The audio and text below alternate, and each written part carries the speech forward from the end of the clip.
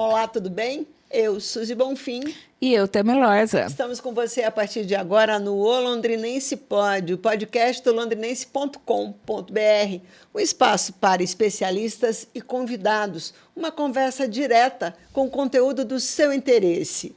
Hoje, o nosso assunto é direito de família, uma área que gera muitas dúvidas em nossas cabeças, principalmente em casos de divórcio e inventários. E o nosso convidado para falar desse assunto é Christian França, advogado, gestor e conselheiro empresarial. Olá, Christian, muito bem-vindo. Tudo bem, meninas? Bem-vindo. Obrigado, viu? Uma alegria estar aqui com vocês. Obrigada pela sua presença aqui.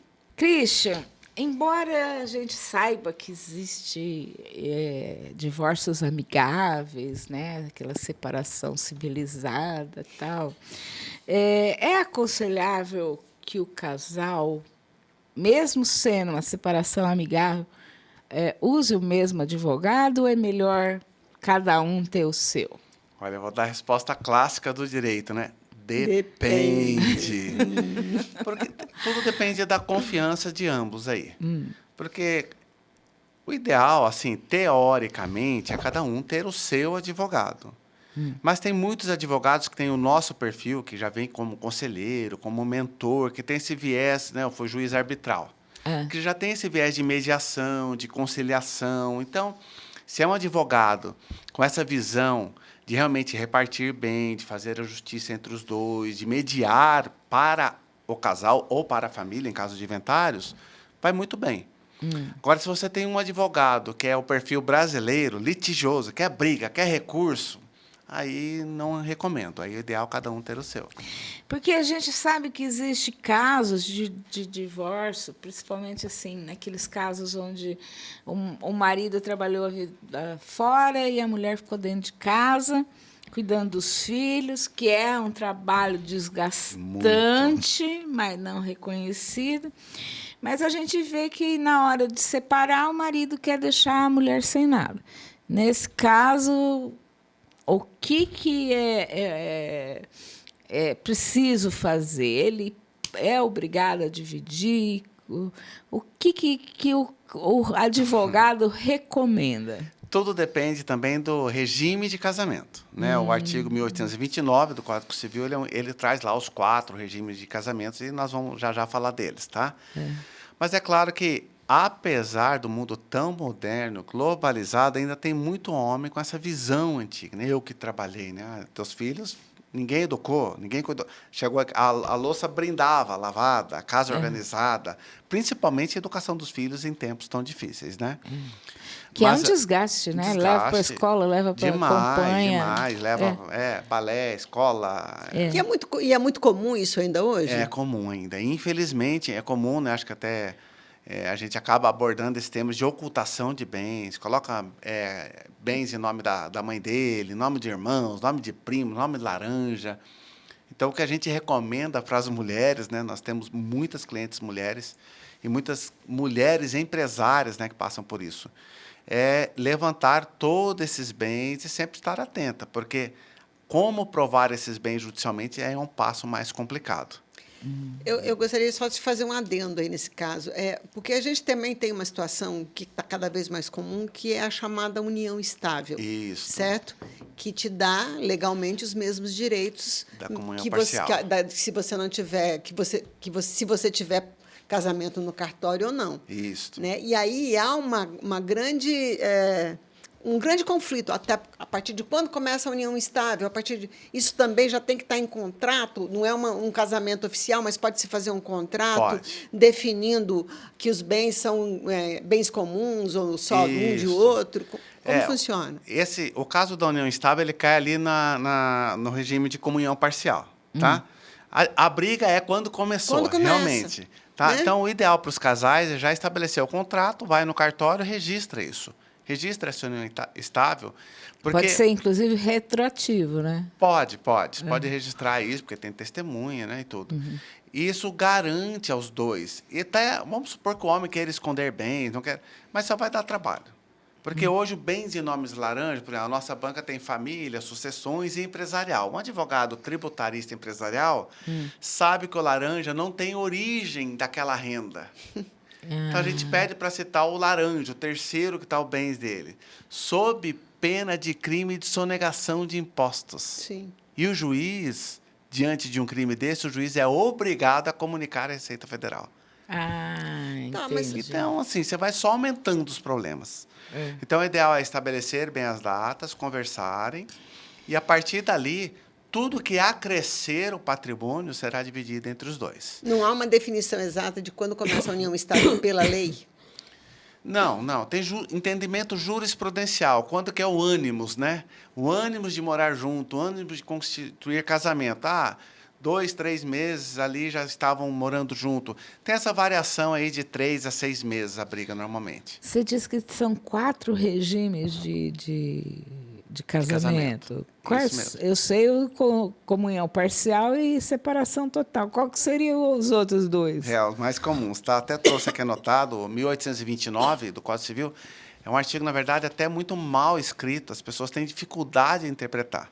Tá? Então, vamos lá. Separação de bens. Nós temos 2 relações em todo regime de casamento. Se a pessoa é meeira no inventário, né? Ou se ela concorre com os herdeiros, por exemplo. Então, na separação total de bens, o cônjuge ele concorre com os filhos. Ele não é meeiro, no caso de uma morte. Ele Mas- é herdeiro. Isso. Na separação total, ele é Isso. herdeiro. Ela concorre, tá bom? Não é meeiro. Então, metade dos bens não vai para o cônjuge. Não vai para ele. Tá Ele bom? vai concorrer com os herdeiros. Isso. E os bens, no caso de divórcio, são constituídos de modo separados. Tá bom?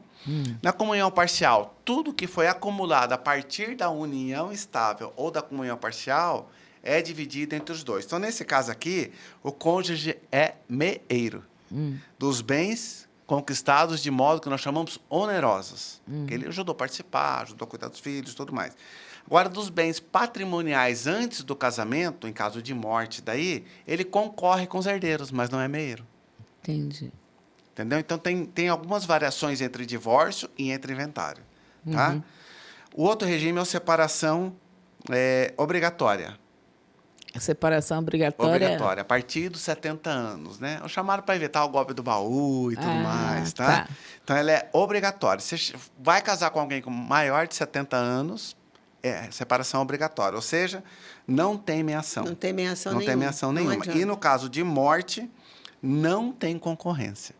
Então, não a é pessoa que herdeiro. casar com alguém com mais de meia 70 e anos não esquece concorre. a herança. Só se não tiver descendentes ou ascendentes. Aí os bens vão ser repartidos. Mas essa pessoa, no caso, acima de 70 anos, ela pode fazer um testamento e dizer, deixo tanto para Isso, minha... por isso que existem os testamentos, por isso que existe dentro do direito de família, né, a proteção patrimonial, as doações em vida.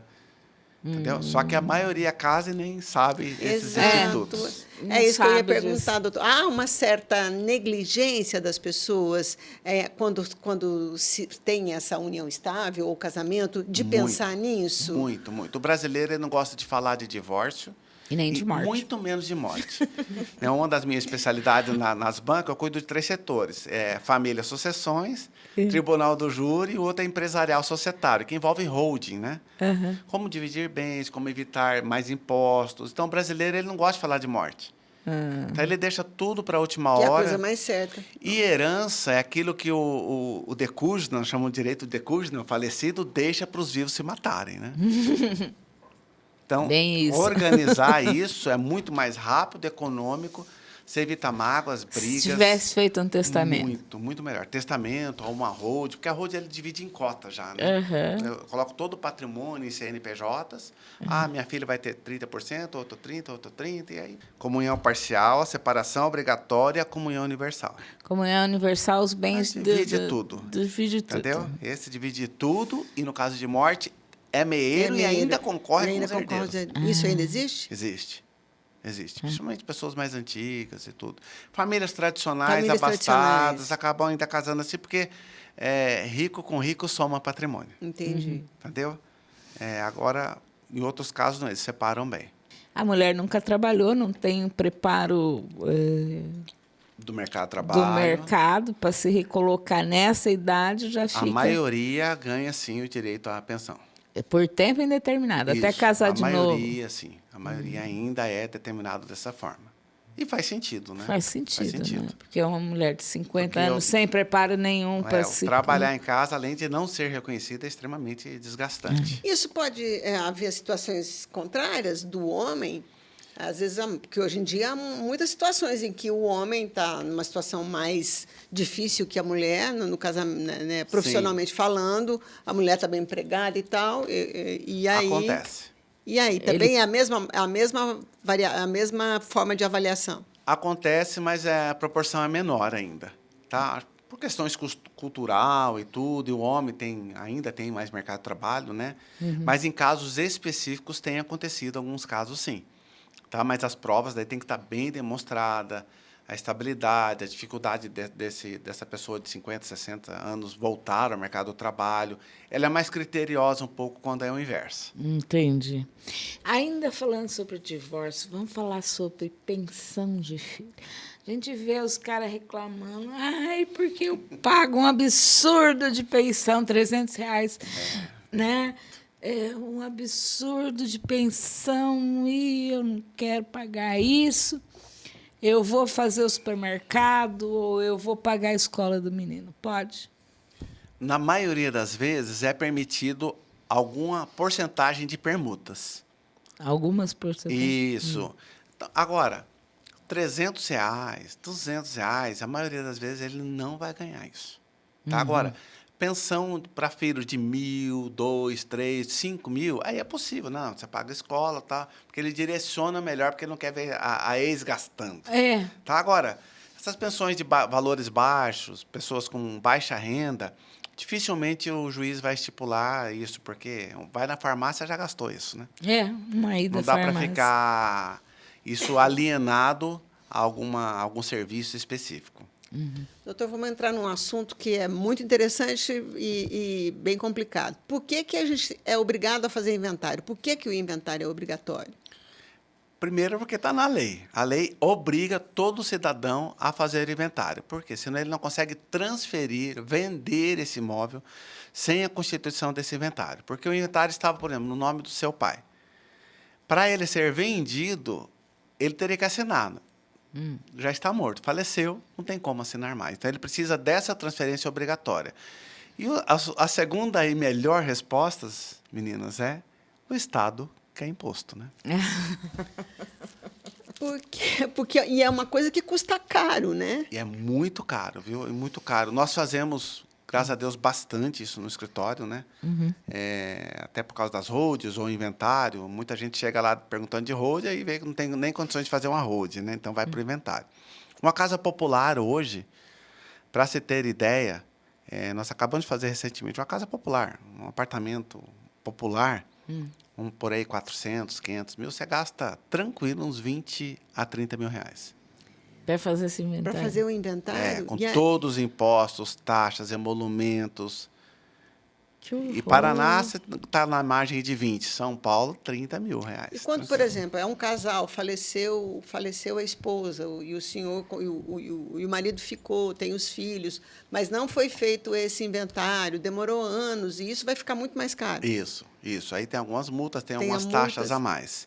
Tá? Mas é possível, se a família é muito pobre na acepção da palavra, pedir a justiça gratuita.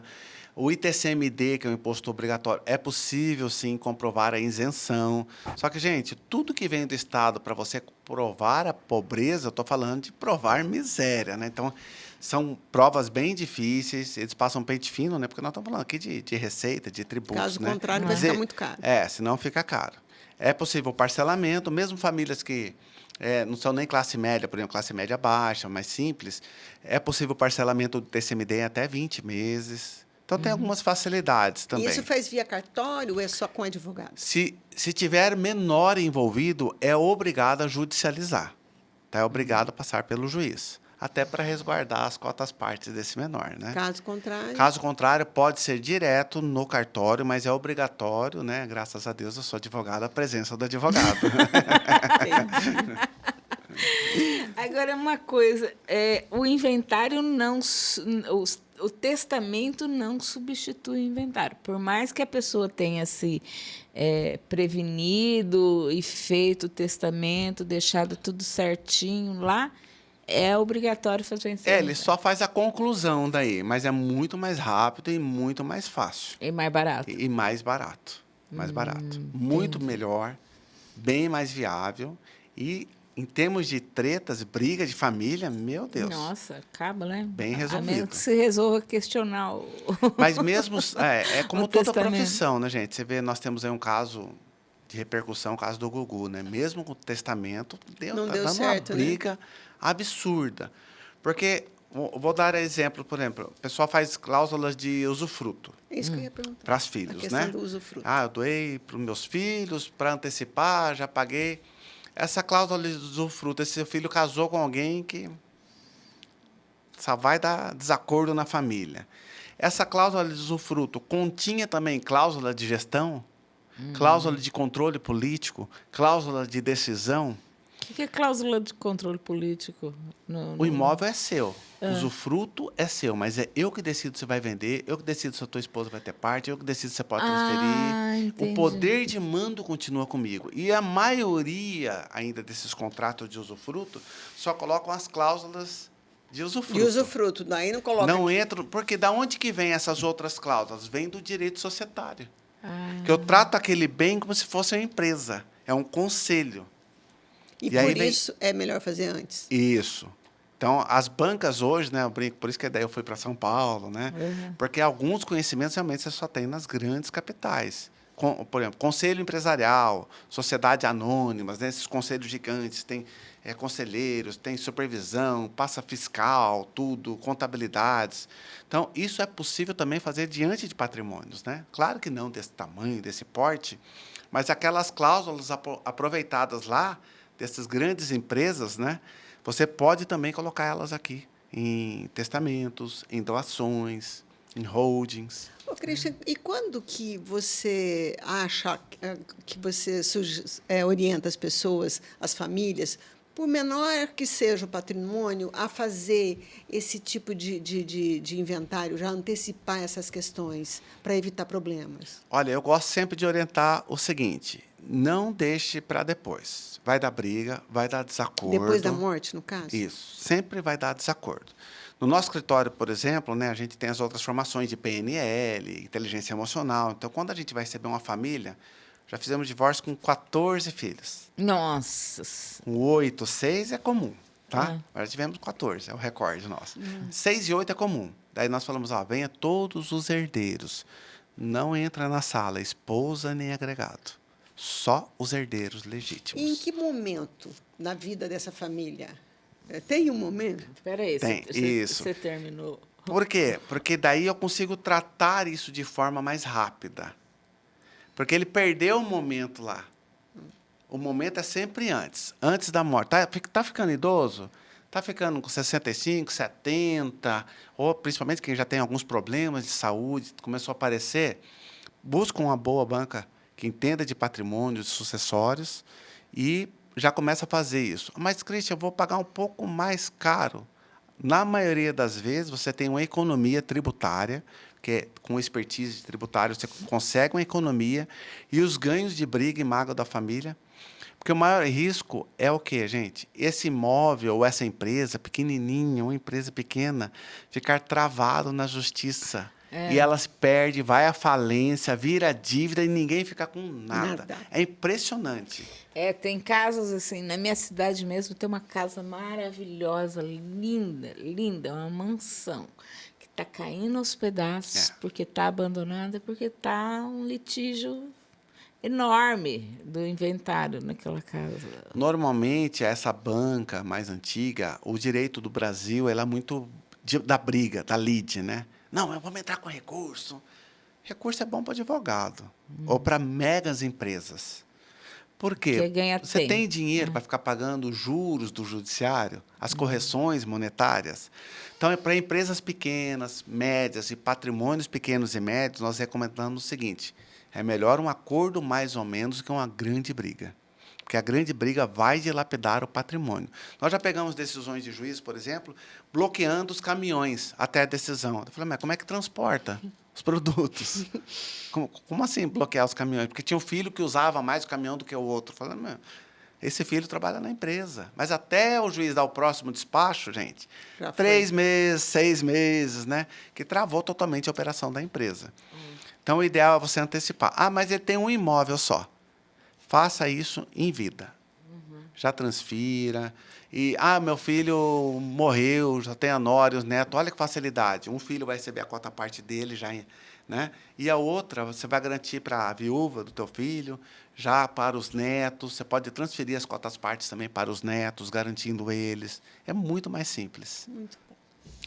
Evitar problema, né? Com certeza. Christian, nosso tempo esgotou, mas a gente ainda tem muito assunto aí pela frente. Então, já vou perguntar se voltaria em um outro programa para falar mais sobre esses assuntos, assim, que é tão interessante. Vem sim, com muita alegria. Pode contar comigo. Já está convidado. Já está convidado. Obrigada pela sua participação, Christian. Obrigado a vocês, meninas. Obrigado, Christian. Para você que ficou com a gente, muito obrigado pela audiência. Acesse o Londrinense Pod, curta e compartilhe o Londrinense Pod no Spotify e no YouTube. A gente fica por aqui. Até a próxima. Até a próxima.